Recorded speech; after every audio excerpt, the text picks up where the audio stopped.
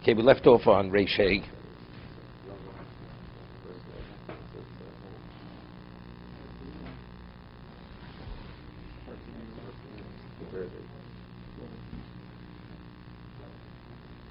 The Maharal had asked two questions.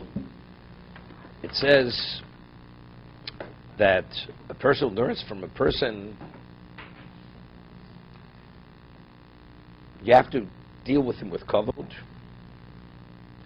That we find that David referred to Achitophel. He learned two things from him as Rabba Alufim Yudo, his teacher, his prince, and his intimate one. So firstly, Maharal says we don't find in the pasuk that he ever referred to him as his Rebbe. And the Mishnah says he called him his Rebbe. Secondly, it concludes, it says you should treat him with kavod. Ain't kavod el the Torah. What does one thing have to do with another? Kavod means respect. But ultimately, you know what respect is? Torah. But what does that do treating the person? Upirzek uva bebraiso hazos. Bottom paragraph, first column. Dover zebim neishoma lefneze kolos betor misale. Said earlier that a person who studies Torah, he's elevated. Becomes an elevated being. Hevi achka kamagodol ilu yazer. To what degree are you elevated? To what degree are you elevated? That even if you learn one letter from that person, he deserves honor. Because that person is an elevated person.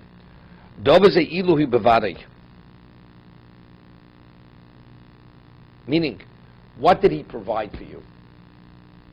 We said a person who studies Torah is elevated. So if somebody provides something, the means for you to be elevated, even if it seems to be insignificant, don't you have to somehow appreciate that? So therefore you should honor that person. The person who offered you something which caused you to be advanced on an unusual level, that person you should give respect to.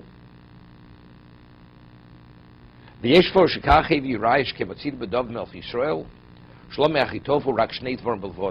learned from Achitophel two things. We said the two things. Firstly, he reprimanded him. He was sitting and studying by himself. Why are you studying by yourself? That when a sword is by itself, it becomes corroded. It's not sharp and it dulls. That it says, when we're together, we sweeten the sod, namtik. What? Vesika. The sod. Shuv motzu shoy nichel beisamesh. Second thing, become a skufa. He walked in, his posture was too upright. Amalei vel kvar nema umigdoshi tiro.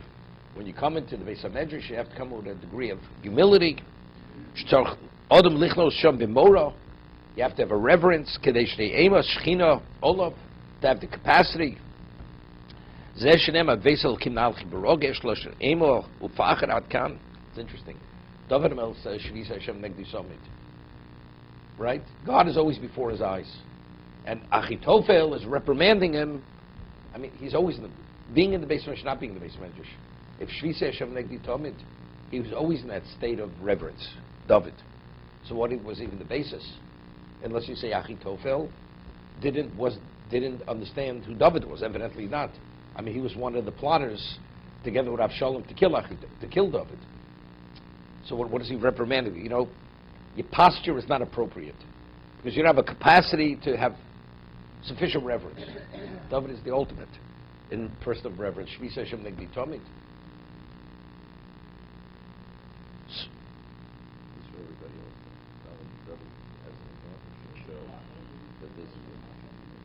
Pathless fear.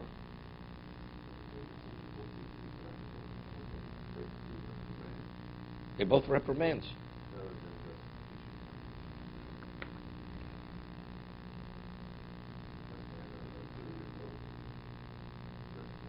Ramzal lo gores lo ksiv migdosh et yirosh lo beisam migdosh ayri gores etzorch lichnos bekido. You have to enter with kido. Kido is with prostration. Kol rabo dechsiva to enush ke'erki. Kloma b'varik yesh l'cha erech imig. He says, although David was a melech, was a king, But in terms of your innate value, is you're the equivalent of myself. Shemani melech hatotzorch liduk bikavod minei malchus. Yeshcha keneged shato Rebbe. Tzorchani linog b'chol kavod b'shil shato Rab sheli. As you have to acknowledge me for being the king, I have to treat you with respect, because you're my Rebbe. Dainu melamdi chochma. V'aluf shu oluf mizgad. It's somebody who's a person of prominence, of status. Ki Yosef Godel Kovra Torah mi Kovra Melech, right? Rambam brings to Mishnah says the king is coronated, right? Torah is even greater. Umiyudoi Hainu Shedavar Hoyo Yodea also Umaro Tomid Negdo Kach Nikram Yudo Shu Yodea also Tomid. He's always cognizant of him. What? He always had achitov. As for him, umaro tomid. It was like he was always in his mind.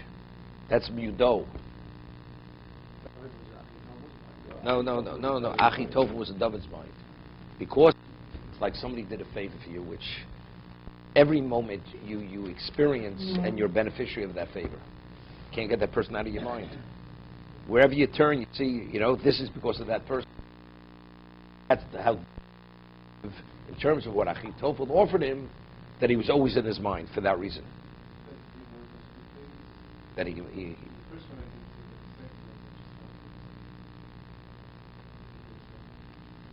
No, you mean he had sufficient reverence. In terms, like Yossi said, he definitely had. But no, for others, because of the way you're behaving, it's like the story, Rav Moshe Feinstein with the candles, Shabbos.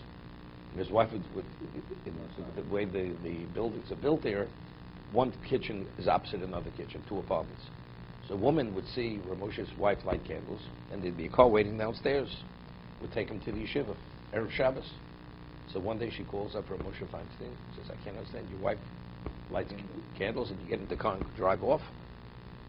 So what does the woman understand? From then on, never went in the car again, even though it was a Shabbos for him. Because since it could be misunderstood that even after you accept Shabbos, you go into a car, he being who he was, you draw the wrong message from that. David, he had sufficient reverence, but a person, him, if Pasha doesn't indicate that, you could draw the wrong lesson from that. Therefore, he was appreciative that Achitofel told him this. Okay.